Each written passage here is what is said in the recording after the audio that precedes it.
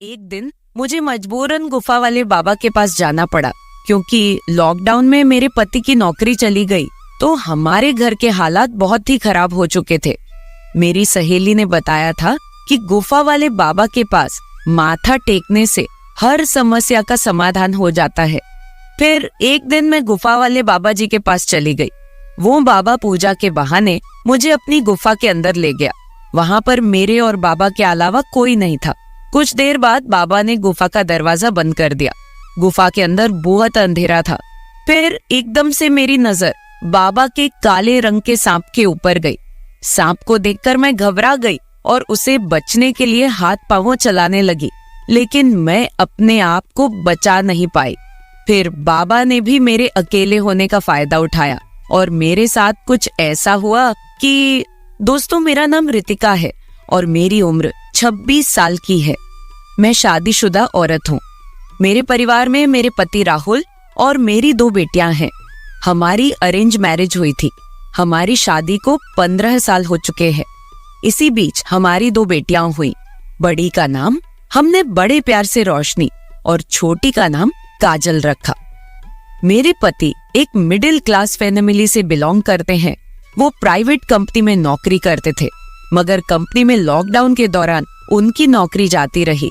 फिर हम पंजाब से दिल्ली शिफ्ट हो गए और काम की तलाश करने लगे। मेरे पति को कोई काम नहीं मिल रहा था। वो कई दफ्तरों में इंटरव्यू देने के लिए जाते रहते, पर फिर भी उन्हें नौकरी नहीं मिल पा रही थी।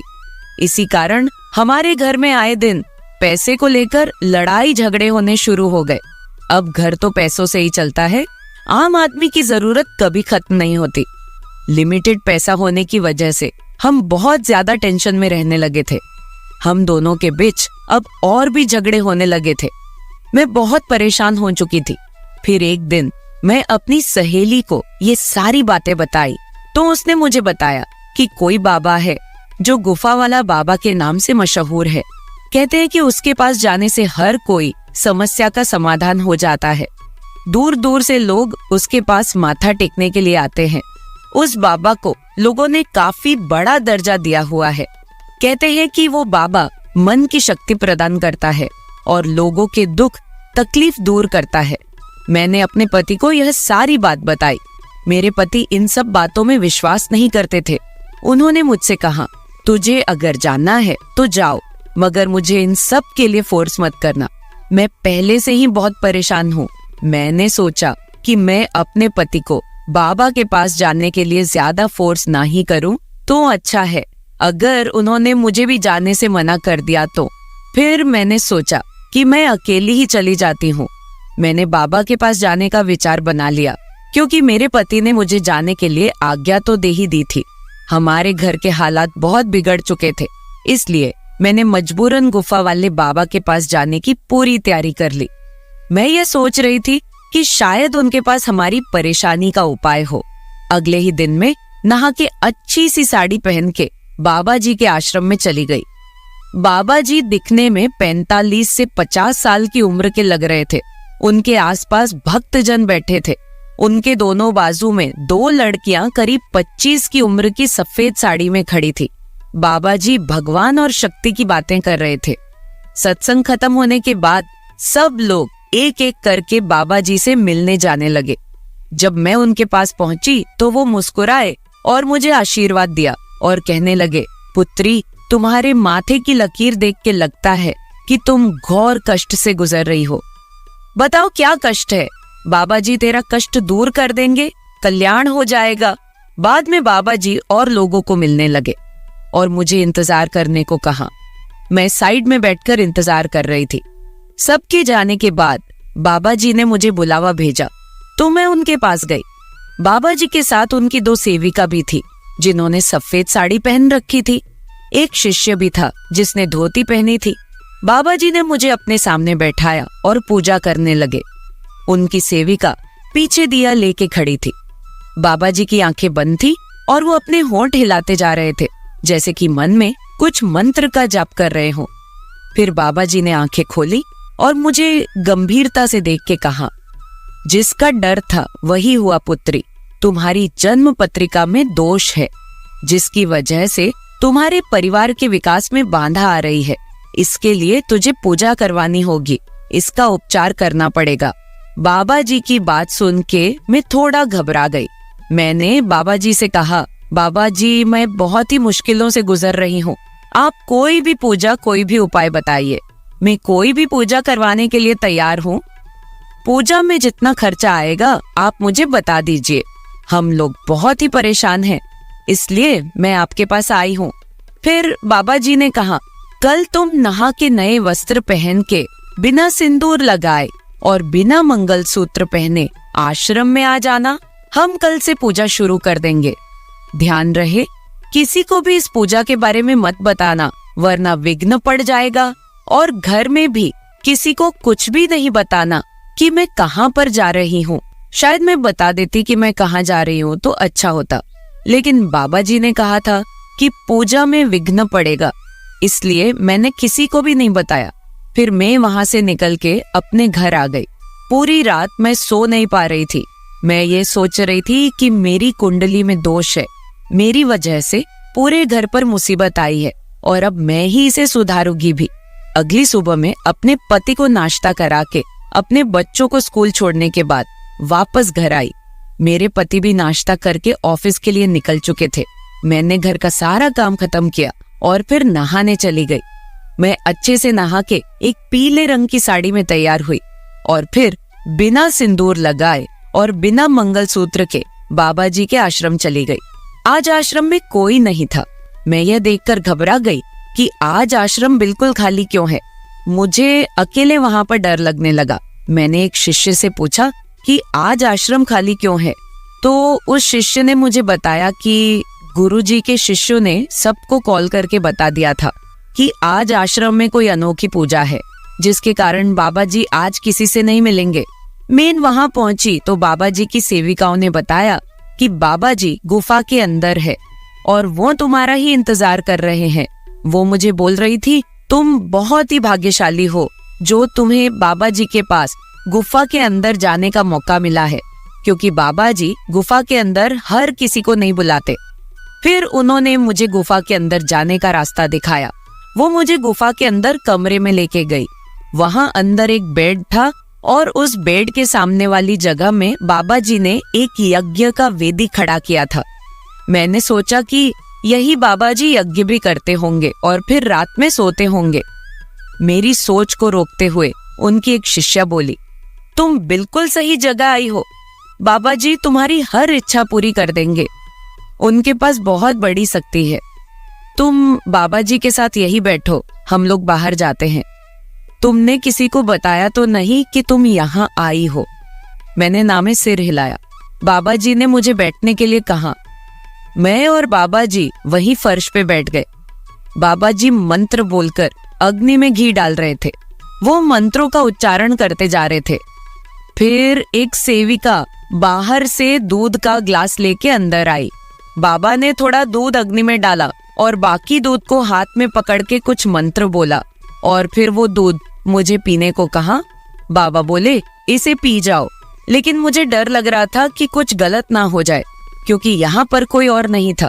मुझे डर लग रहा था, मगर मैंने डरते डरते दूध का ग्लास हाथ में ले लिया और दूध एक ही बार में पूरा पी लिया। दूध पीने के बाद मुझे कुछ अजीब सा लगने लगा। अचानक ही मुझे नशा सा चढ़ने लगा। मेरी आंखों के आगे अंधेरा छाने लगा। मैं बेहोश सी होने लगी। मैं फर्श पे ही गिर पड़ी। मुझे लगा कि मुझे शायद कुछ कमजोरी की वजह से चक्कर आ गए हैं। पहले तो मैं कुछ समझ ही नहीं पा रही थी। कुछ देर बाद मुझे थोड़ा सा होश आया तो मुझे पता चलने लगा कि मेरे साथ क्या क्या हो रहा है, पर मैं उसका विरोध नहीं कर पा रही थी क्योंकि मैं पूरी तरह होश में नहीं थी। मुझे महसूस हो रहा था कि कुछ जने मिलके मुझे उठा रहे हैं और फिर उन्होंने मुझे पलंग पे लेटा दिया।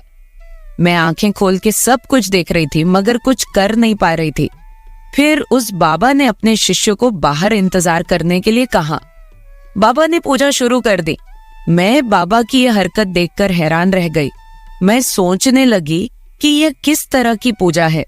मेरे पति ने तो कई दिनों से मुझे छुआ तक नहीं था, क्योंकि वो अपनी परेशानियों से घिरा रहता था।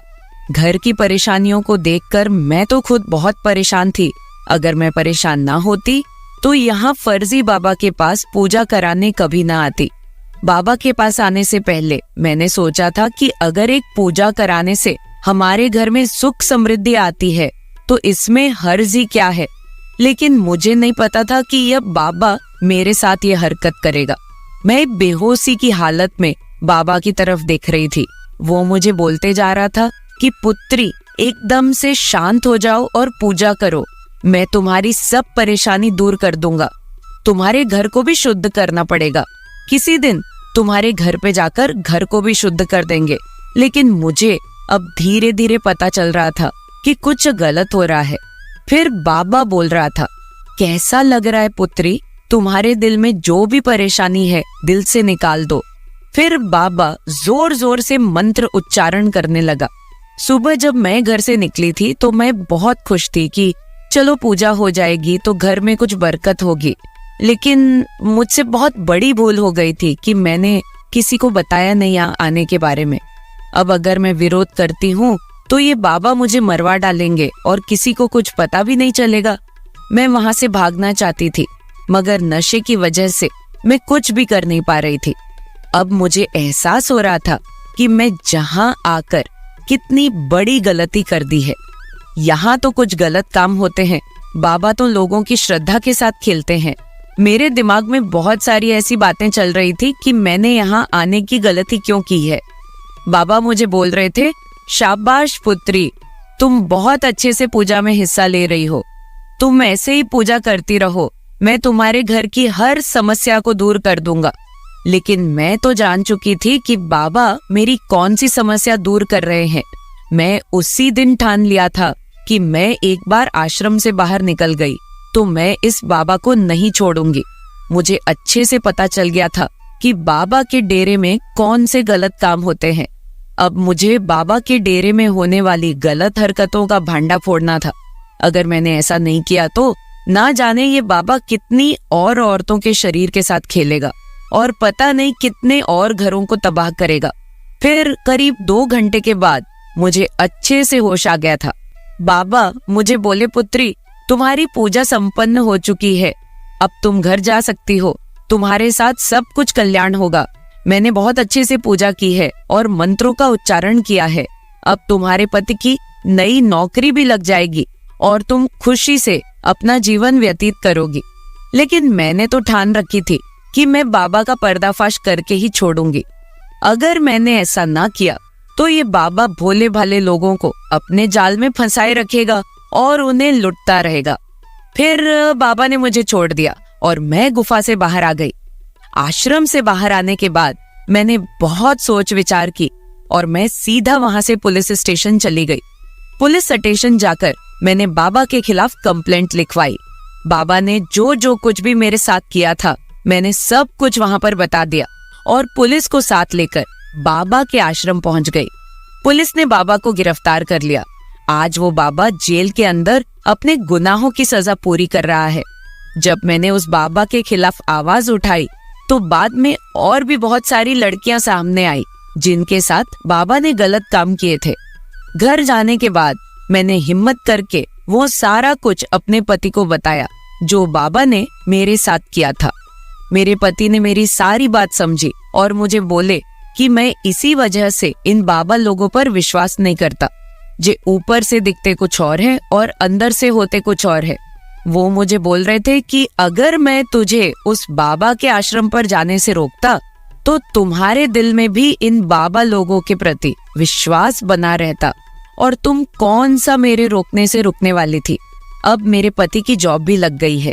जो मैंने उस बाबा के खिलाफ कंप्लेंट की थी उसमें मेरे पति ने मेरा पूरा साथ दिया और उस बाबा को कोर्ट ने उम्र कैद की सजा दी है। वो जेल के अंदर अपने गुनाहों की सजा भुगत रहा है। मेरे प्यारे दोस्तों, अगर आप ऐसी ही और भी इंटरेस्टिंग कहानियां सुनना चाहते हैं तो चैनल को सब्सक्राइब जरूर कर ले और बिल नोटिफिकेशन ऑन कर ले। कमेंट बॉक्स में बताएं कि आपको मेरी ये स्टोरी कैसे लगी। कल मिलेंगे ऐसी ही एक और वीडियो के साथ। धन्यवाद।